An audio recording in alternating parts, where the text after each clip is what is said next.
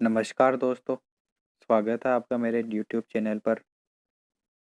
और हम पढ़ रहे थे price elasticity of demand. Price elasticity of demand में हम पढ़ रहे थे कि उसके जो मेजरिंग मेथड्स है वो कौन कौन से हैं। तो उसमें हमने 4 मेथड्स पढ़े थे। कौन कौन सा मेथड? परसेंटेज मेथड, पहला है परसेंटेज मेथड, दूसरा है पॉइंट मेथड, तीसरा आर्क इलास्टिसिटी मेथड और चौथा है एक्सपेंडिचर मेथड। हमने पहले 2 मेथड परसेंटेज मेथड और पॉइंट मेथड पढ़ लिए थे। और हम पढ़ रहे थे कि जो पॉइंट मेथड है उसके एप्लीकेशंस पढ़ रहे थे, जिसमें हमने ये देखा था कि लीनियर कर्व पे प्राइस इलास्टिसिटी कैसी होती है। तो आज हम है ना, अब लीनियर पे देख लिया तो लीनियर पे जो प्राइस इलास्टिसिटी ऑफ डिमांड होती है वो 0 से इन्फिनिटी तक होती है, मतलब पॉजिटिव होती है। आज हम पढ़ेंगे कि नॉन लीनियर जो डिमांड कर्व होता है उस पे प्राइस इलास्टिसिटी कैसे निकालें, और जो डिमांड कर्व होता है नॉन लीनियर, उसके कौन कौन से पॉइंट पे किस टाइप की इलास्टिसिटी होती है, मतलब वो इलास्टिक होता है या इनइलास्टिक होता है या यूनिटरी इलास्टिक होता है। तो ये चीज़ हम देखेंगे। तो लीनियर डिमांड कर्व पे हमने देख लिया था कि 0 से इन्फिनिटी तक होती है, और आज हम पढ़ेंगे नॉन लीनियर पर। तो तो अब पढ़ते हैं अपन application number 2, price elasticity on non linear graph या नॉन लीनियर डिमांड कर्व। अब पहले तो हम ये सीखेंगे कि भाई नॉन लीनियर पे पॉइंट इलास्टिसिटी मेथड कैसे अप्लाई करें। तो अब आप देखिए कि जो ये डिमांड कर्व है डी डी डैश, ये है नॉन लीनियर, मतलब लीनियर नहीं है। तो डी डी डैश एक नॉन लीनियर ग्राफ है या डिमांड कर्व है। अब इस पर प्राइस इलास्टिसिटी कैसे, मतलब प्राइस इलास्टिसिटी कैसे निकालेंगे? पॉइंट मेथड से। उसके लिए हमें पॉइंट मेथड में पॉइंट चाहिए। तो हम इस डी डी ग्राफ पे एक पॉइंट ले लेते हैं, कोई भी आर, है ना। अब इस आर पॉइंट पर हम एक टेंजेंट ड्रॉ करेंगे। इस आर पॉइंट पर हम एक टेंजेंट यानी एक स्पर्श रेखा खींचेंगे, है ना। और ये स्पर्श रेखा है ना, ये बन जाएगा अपना पॉइंट इलास्टिसिटी मेथड के लिए डिमांड कर्व। अब पॉइंट इलास्टिसिटी मेथड में हमने देखा था उसका फॉर्मूला जो होता है वो होता है lower segment upon upper segment, है ना। तो अब यहाँ से अगर इस ग्राफ से मैं निकालना चाहूँ इलास्टिसिटी, पॉइंट इलास्टिसिटी, तो लोअर सेगमेंट क्या हो गया? लोअर सेगमेंट हो गया R D one dash, R D one dash, और अपर सेगमेंट हो गया आर डी वन। तो इलास्टिसिटी ऑफ डिमांड क्या हो जाएगी? R D one dash upon R D one. समझ गए, है ना। तो नॉन लीनियर पे ऐसे निकालते हैं, जो कि नॉन लीनियर ग्राफ होता है उस पर एक पॉइंट ड्रॉ करते हैं और उस पर टेंजेंट ड्रॉ कर देते हैं। फिर टेंजेंट ड्रॉ करके ही, यानी स्पर्श रेखा खींच के ही इलास्टिसिटी निकाली जाती है। तो देखो यहाँ पे लिखा हुआ है नॉन लीनियर पे कैसे करते हैं। Draw tangent on the point and calculate the same way, जैसे हमने पहले किया था। और जो इलास्टिसिटी का फॉर्मूला होता है पॉइंट इलास्टिसिटी का, वो होता है E D is equal to lower segment upon upper segment, है ना। ये देख लिया था। अब हम देखते हैं कि ये तो एक पहली चीज़ हमने देख ली कि नॉन लीनियर पे कैसे निकालते हैं इलास्टिसिटी। अब हम देखते हैं कि नॉन लीनियर जो ग्राफ है उसके कौन कौन से पॉइंट पर कैसी कैसी इलास्टिसिटी होती है ना। तो इसके बाद जो हमारा टॉपिक है वो है price elasticity varies at different point on a non linear demand curve.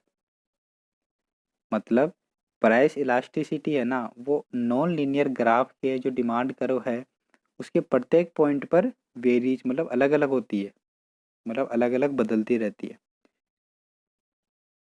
अब इसको देखते हैं। अब इसको देखने के लिए पहले हम देखेंगे इस ग्राफ को। इस ग्राफ पे एक्स एक्सिस पे क्वांटिटी है, वाई एक्सिस पे प्राइस है। और हमने जैसा कि नॉन लीनियर का केस पढ़ रहे हैं तो हमने एक डिमांड कर्व लिया जो कि नॉन लीनियर है और वो डिमांड कर्व है D D D D dash. तो नॉन लीनियर का डिमांड कर्व हो गया डी डी डैश। अब हमें देखना है कि इस डिमांड कर्व के अलग अलग पॉइंट्स पे कैसी इलास्टिसिटी होती है। तो पहले है ना, पहले मैं मान लेता इस डिमांड कर्व के ऊपर एक पॉइंट लेता हूँ जिसका नाम है पॉइंट पी। ऊपर निकाल रहा हूँ मैं इस D D dash demand curve के ऊपर वाले पार्ट में निकाल रहा हूँ मैं कि इस पॉइंट पी पे इलास्टिसिटी क्या होगी। तो इस डिमांड कर्व के पॉइंट पी पे मैंने ले लिया एक टेंजेंट, मतलब एक इस पॉइंट पी पे मैंने एक स्पर्श रेखा खींच दी जिसका नाम है टी टी डैश, मतलब एक टेंजेंट ड्रॉ कर दिया। अब क्या है, यहाँ जो टेंजेंट है टी टी डैश यही बन गया डिमांड कर्व इलास्टिसिटी के लिए। तो इलास्टिसिटी का जो फॉर्मूला होता है वो होता है lower part upon upper part. तो यहाँ पे लोअर पार्ट क्या हो गया पी टी डैश और लोअर पार्ट क्या हो गया पी टी। अब आप देखो कि पॉइंट पी पर है ना, जो पी टी डैश है ना वो ग्रेटर देन है पी टी, है कि नहीं भाई। पी टी डैश देखो कितना बड़ा है और पी टी छोटा है, तो लोअर पार्ट बड़ा है और अपर पार्ट छोटा है। तो प्राइस इलास्टिसिटी जो होती है वो होती है लोअर अपॉन अपर, इसीलिए इलास्टिसिटी क्या हो जाएगी एक से बड़ी हो जाएगी, मतलब लोचदार हो जाएगी, मतलब इलास्टिक हो जाएगी।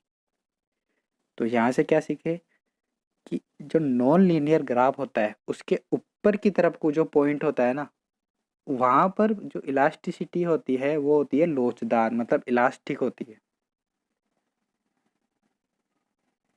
वहां पर प्राइस इलास्टिसिटी क्या होती है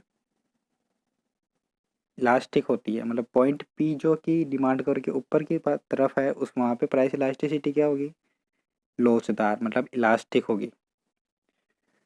अब इसी तरह हम पॉइंट एक जो demand curve D D dash है उसके एक नीचे वाले पॉइंट पे निकाल के देखते हैं कि वहां पर पॉइंट इलास्टिसिटी क्या होगी।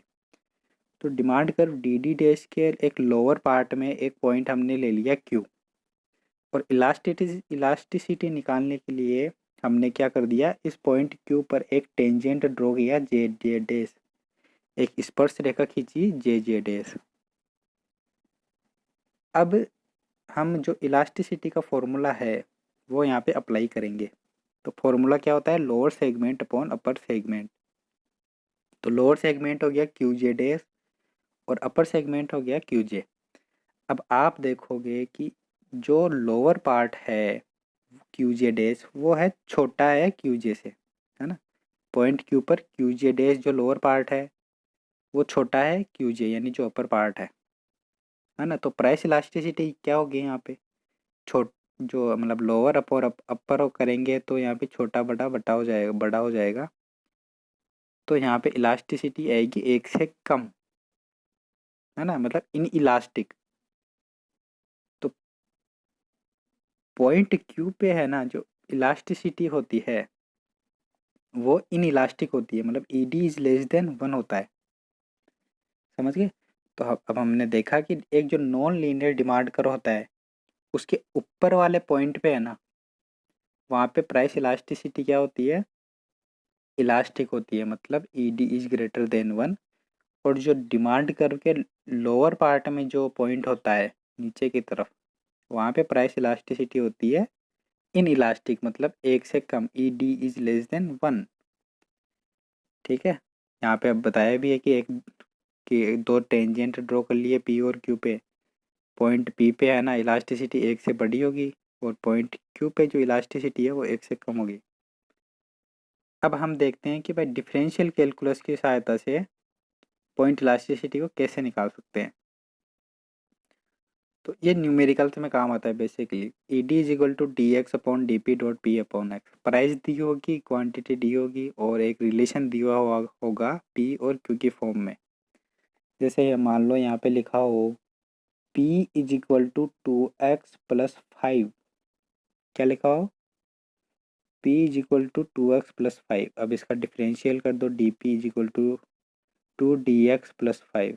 अब D X upon D P निकाल के फिर ऐसे इसको सोल्व कर लेते हैं, समझ गए। तो आज की वीडियो में हमने देखा कि नॉन लीनियर ग्राफ पे एक तो इलास्टिसिटी कैसे निकालते हैं, फिर दूसरी चीज़ देखी हमने कि अलग कि जो नॉन लीनियर ग्राफ होता है, जो डिमांड कर्व होता है, उसके अलग अलग पॉइंट पे इलास्टिसिटी कैसी होती है। अपर पार्ट पे elasticity E D is greater than 1 होती है, लोअर पार्ट पे elasticity E D is less than 1 होती है। फिर इसके बाद में हमने देखा कि डिफरेंशियल कैलकुलस की सहायता से पॉइंट इलास्टिसिटी कैसे निकालते हैं। तो उसका ये फॉर्मूला है जो कि हमारे न्यूमेरिकल्स में काम आएगा। याद रखना न्यूमेरिकल्स में है ना, ये बहुत काम की चीज़ है। तो आज जो पॉइंट इलास्टिसिटी है उसकी यही एप्लीकेशंस करेंगे।